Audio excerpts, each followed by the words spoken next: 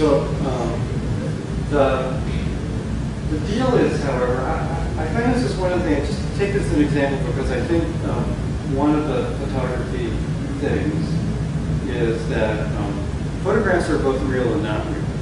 And one of the things that they do is they can show you like something you almost saw.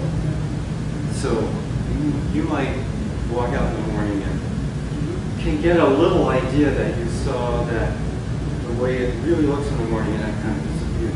Photograph can like seal that up for you.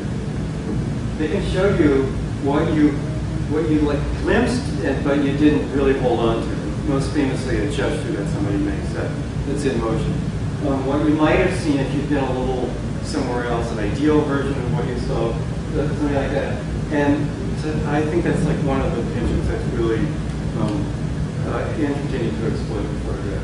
And an idea that's totally unoriginal, and that for some reason I think goes along with that, is that every photograph, because every photograph, unlike a painting, has to be of something that happened, that was real at some point in time, contains some sadness that moment occurred and will never happen again. And you're seeing that something that was frozen, the construction of the bridge, someone in motion in a certain way. And I feel like a really good photograph does something to counteract that. There's some punchiness and some exuberance and some exhilaration that happens to balance it out. Okay, and I have to say, just because this comes up, the great is funny because, so we'll just take a look at some other pictures. I don't obviously like go out and go, well, I'm going to take some pictures like today, because I really like them. But it turns out that we do live in the culture, and so this happens, whether you want it or not. So here are three pictures that people said, I should look at this guy. Right? So this is Charles Sheeler. This is famous photograph that was commissioned to me before.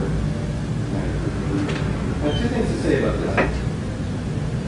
One is if I took this photograph, I would like go, okay, I would throw the camera away and say, that's the best thing I'll ever do, so, you know, might as well hang out. The second thing that I find interesting, this is 1927. I think this photograph was taken with no irony, and I don't think you could ever do that. If you're trying to take that picture now, there were Freudian ideas about environment, about the lives of the people who were working there, about what was being produced there and what was doing to the world.